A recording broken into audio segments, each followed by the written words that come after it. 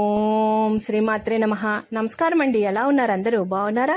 మీరందరూ ఆనందంగా సంతోషంగా ఉండాలని అమ్మవారిని ఎప్పుడూ కోరుకుంటూ ఉంటాను. ధాత్రితో లక్ష్మీప్రియ క్రియేషన్స్ కి స్వాగతం. ఈరోజు ఈ వీడియోలో వైశాఖ అమావాస్య రోజున శనీశ్వర జయంతి రాబోతుంది కదండి.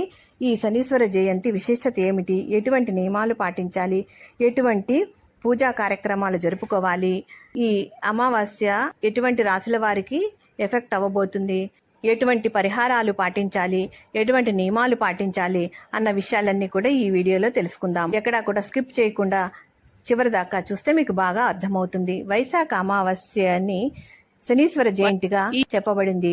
శనీశ్వరుడు ఉద్భవించినటువంటి రోజుగా చెప్పవచ్చు. చతుర్వర్గ చింతామణి అనే గ్రంథం ప్రకారము వైశాఖ అమావాస్య గురువారంతో కలిసి వస్తే అద్భుతమైన రోజుగా చెప్పవచ్చు అని పండితులు చెబుతున్నారు. మహా శుభమైనటువంటి ఫలితాలని తీసుకొని వస్తుంది. ఈ సంవత్సరము 2024 జూన్ నెల 6వ తేదీ వైశాఖ అమావాస్య గురువారంతో ఏర్పడబోతుంది. అందున రోహిణి నక్షత్రం రోజున ఏర్పడబోతున్నది. ఈ శని జయంతికి గురువారానికి రోహిణి నక్షత్రానికి అవినాభావ సంబంధము ఉన్నది. మనఃకారకుడైన చంద్రుడు ఉచ్చ స్థితిలో ఉంటాడు. ప్రతి మనిషి గొప్పగా ఎదగాలని, ఎందులోనో ఒక దానిలో పైకి రావాలని, ఉద్యోగంలో ప్రమోషన్ రావాలని, చదువులో ఉన్నత స్థితి పొందాలని, మంచి ఉద్యోగం రావాలని, ఇలా అనేక కోరికలు, ఇటువంటి తమ కోరికలు నెరవేరా సంకల్పం చెప్పుకొని ఒక ప్రతిన పూనడం ప్రతి మానవుడు చేస్తాడు. కోరిన కోరిక నెరవేరడం కోసం నిజాయితీగా కష్టపడతాడు, పరిశ్రమిస్తాడు. అటువంటి మానవుడికి దైవబలం కూడా తోడుగా ఉండాలి కదా. అందుకని మనకి ఋషులు మునులు కొన్ని పుణ్యతిథులు, నక్షత్రాలలో చేయవలసిన పూజలు, జపాలు, తపాలు వివరించారు. అటువంటి పుణ్యతిథులలో ముఖ్యమైన రోజులలో మనము ఆయా దైవాలని ఆరాధన చేస్తే ఆ వ్యక్తి మన సంకల్పము నెరవేరుతుంది. అటువంటి పుణ్యతిథులలో ముఖ్యమైన రోజులలో ఈ జూన్ 6వ తేదీ అమావాస్య ఒకటి. మనఃకారకుడైన చంద్రుడు ఉన్నటువంటి రోజు అమావాస్య రోజు, పైగా రోహిణి నక్షత్రము గురువారంతో కూడుకున్నటువంటి అమావాస్య రోజు. ఈ 6వ తారీఖున మరొక అద్భుతము జరగబోతుందండి. పంచగ్రహ కూటమి కూడా ఏర్పడబోతున్నది అని పండితులు చెబుతున్నారు. అందున ఒక గురువు తప్ప మిగతా 4 గ్రహాలు రోహిణి నక్షత్రంలోనే ఉంటాయి.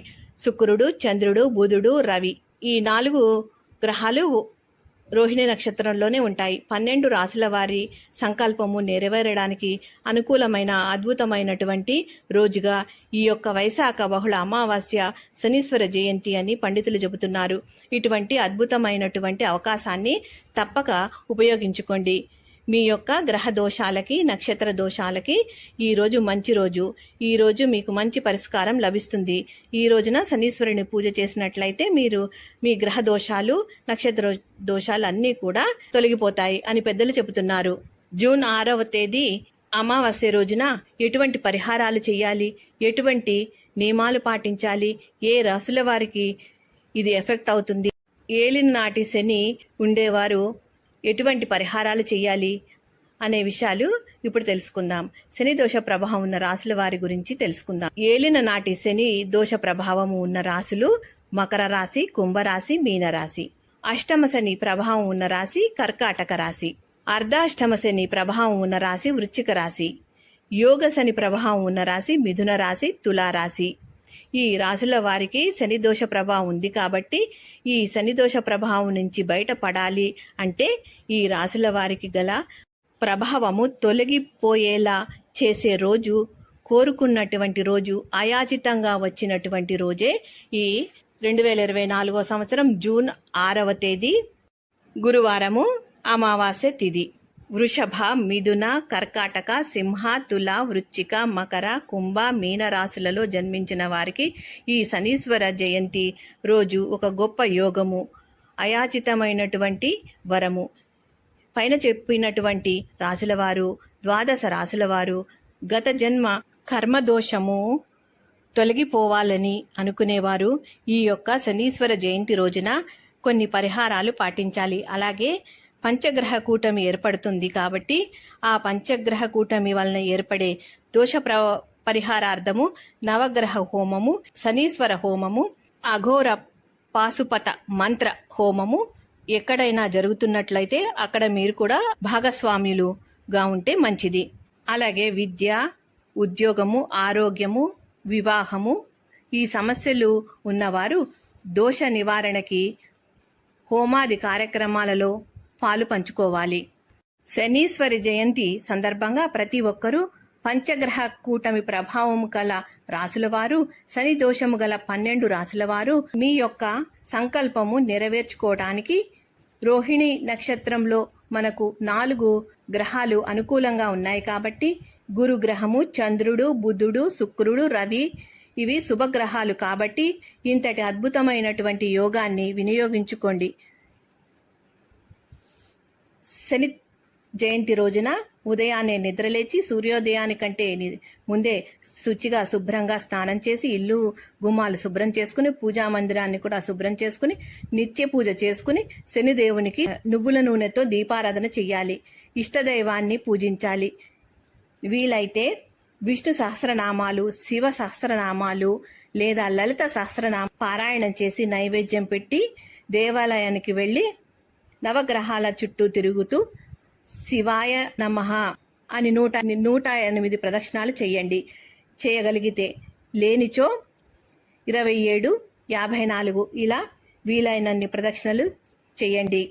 తక్కువలో తక్కువ 27 ప్రదక్షిణలు చేయండి. శనీశ్వరునికి తైలాభిషేకం చేయించండి. శనీశ్వరునికి అన్నము, నల్ల నువ్వులు కలిపిన ముద్దని నైవేద్యంగా పెట్టండి. శనీశ్వరునికి 8 సంఖ్య అంటే ఎంతో ప్రీతి.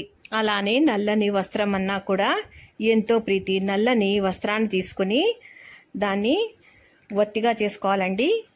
దాన్ని కావలసినంత పొడవులో చింపుకొని నల్లని కొత్త వస్త్రం తీసుకుని తర్వాత 8 ఒత్తుల్ని ఒకే ప్రమిదలో వేసి నువ్వుల నూనె వేసి ఒకే దీపంగా వెలిగించవచ్చు. ఒకే ప్రమిదలో 8 ఒత్తులు వేసి విడివిడిగా ఒక్కొక్క ఒత్తిని వెలిగించుకొని 8 సంఖ్య వచ్చేటట్టు దీపారాధన చేసుకోవచ్చు. అలా కాకుండా 8 ప్రమిదలు విడివిడిగా ఒక్కొక్కటి తీసుకొని ఒక్కొక్క దానిలో ఒక్కొక్క నల్లటి వత్తి వేసి నువ్వుల నూనె వేసి దీపారాధన చేసుకోవచ్చు. ఈ విధంగా శనీశ్వరుడికి దీపారాధన చేసుకోవాలి. ఈ ప్రమిదలు మట్టివి గాని ఇత్తడివి గాని పెట్టుకోవచ్చండి. నువ్వుల నూనెతో నల్ల ఒత్తులు వేసి దీపారాధన చేసుకోవచ్చు. మీకు నల్ల ఒత్తులు బజార్లో దొరికితే కొని తెచ్చుకుని చేసుకోండి. లేదు అంటే ఇలా కొత్త వస్త్రం నల్లది తీసుకుని దాంతో ఒత్తులు తయారు చేసుకుని దీపారాధన అయితే చేసుకోండి. ఈ విధంగా చేస్తే మీకున్న శని దోష ప్రభావము అంతా పూర్తిగా తొలగిపోతుంది. అదే దేవాలయంలో శివునికి అలాగే నవగ్రహాలకి కాలభైరవునికి అభిషేకం చేయించుకోవాలి. అవకాశం ఉంటే ఈరోజు కాలభైరవునికి ఆవ నూనెతో అభిషేకం జరిపించండి. ఈశ్వరునికైనా ఈ ఆవ నూనెతో అభిషేకం చేయించండి. నల్ల నువ్వులతో అభిషేకము అలాగే నువ్వుల నూనెతో అభిషేకం చేయించండి. ఆవ నూనెతో కుదరని వాళ్ళు కనీసము నువ్వుల నూనె అయినా సరే ఆవు పాలతోనైనా సరే అభిషేకం చేయించండి. ఈరోజు ఏమి కోరుకుని పూజ చేస్తామో మనసులో ఉన్న కోరికలు తీరాలని మనస్ఫూర్తిగా పూజించినట్లయితే, భక్తి శ్రద్ధలతో నమ్మి పూజించినట్లయితే తప్పక నెరవేరుతాయి. ఎందుకంటే ప్రపంచమంతటా కూడా పంచగ్రహ కూటమి ఏర్పడుతున్నటువంటి రోహిణీ నక్షత్ర కూటమి అనగా 4 గ్రహాలు ఏర్పడుతున్నాయి. గురువు కృత్తికా నక్షత్రంలో ఉంటాడు కాబట్టి మన సంకల్పము ఏదైతే ఉందో అది తప్పక నెరవేరుతుంది అని పండితులు చెబుతున్నారు.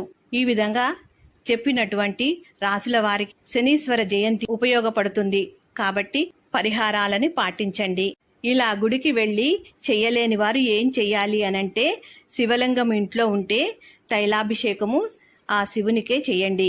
నల్ల నువ్వులతో అభిషేకము ఆ స్వామివారికే చెయ్యండి. శివలింగము లేని వారు శివుని పటం ఉంటే శివుని పటానికే చెయ్యండి. తైలంలో ఒక ఆకుని ముంచి ఆకుని స్వామివారి పటాన్నిపై చిలకరించండి.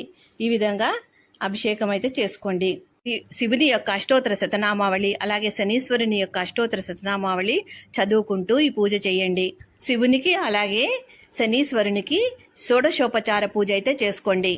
ఈ పంచగ్రహ కూటమి ప్రభావము 4 మండలం రోజులు ఉండే అవకాశం ఉంది.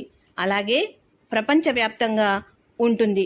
ప్రపంచంలో వివిధ దేశాలలో ఉండేటటువంటి భారతీయులు అలాగే తెలుగు ప్రజలు అందరూ కూడా జూన్ 6వ తారీఖు శని జయంతి రోజున తప్పక ఆయా రాశుల వారు శివారాధన, శనీశ్వర ఆరాధన చెయ్యండి. లేదా మీ పండితులని అడిగి పరిహారార్థం ఆయా రాశుల వారు దానాలు, స్వయం పాక దానాలు చేయండి.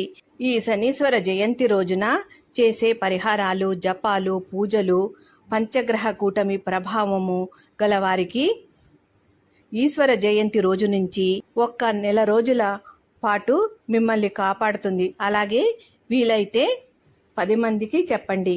అలా చెప్పడం వల్ల, వారు పాటించటం వల్ల వారికి లభించిన పుణ్యంలో కొంత భాగము మీకు లభిస్తుంది. కాబట్టి శనీశ్వరుడిని ఈ రోజున పూజించటం వలన గత జన్మ కర్మ దోషాల వలన ఈ జన్మలో ఇబ్బందులు పడుతున్నాం. కాబట్టి ఈ విధంగా శనీశ్వరుణ్ణి పూజించి ఆ స్వామివారి అనుగ్రహానికి పాత్రులు కండి. తప్పకుండా ఈరోజు స్వామివారికి తైలాభిషేకము, నల్ల నువ్వులతో అభిషేకము, నల్ల ఒత్తులతో దీపారాధన చేసుకోండి. ఈ విధంగా కుదరని వాళ్ళు కనీసము శివాలయానికి వెళ్ళి శివునికి అభిషేకం చేయించండి. లేదా ఇంట్లోనే శివలింగం ఉంటే స్వామివారికి తైలాభిషేకము, నువ్వుల నూనెతో అభిషేకము, అలాగే నల్ల నువ్వులతో అభిషేకం చేయండి. అలాగే స్వామివారికి పంచామృతాలతో కూడా అభిషేకం చేయవచ్చు. మీకు తోచిన విధంగా ఆ స్వామివారిని పూజించండి. శనీశ్వరుని యొక్క దోషాలు తొలగించమని ఆ స్వామివారిని వేడుకోండి. ఈ విధంగా ఈ జూన్ 6వ తేదీ గురువారము శని జయంతి రోజున తప్పకుండా పూజ చేసుకోండి. ఆ పరమశివునితో పాటు శనీశ్వరుని యొక్క అనుగ్రహానికి పాత్రులు కండి. ఈ వీడియో మీకు నచ్చిందా? నచ్చితే 10 మందికి తెలియచేయండి. ఎంతో కొంత ఉపయోగపడితే మీ బంధుమిత్రులకి షేర్ చేయండి. తప్పకుండా మీకు ఉపయోగపడితే లైక్ చేయండి. మా ఛానల్ని మొదటిసారి చూస్తున్నట్లయితే తప్పకుండా సబ్స్క్రైబ్ చేసుకోండి. అప్పుడే నేను చేసే వీడియోలు మీకు నోటిఫికేషన్ రూపంలో వస్తాయి. మా వీడియోలు మీరు మిస్ కాకుండా చూడగలుగుతారు. ఈ వీడియో గనక మీకు నచ్చితే లైక్ చేయండి, షేర్ చేయండి, సబ్స్క్రైబ్ చేసుకోండి. మరో మంచి వీడియోతో మళ్ళీ కలుస్తాను. నమస్కారం. ఉంటానండి.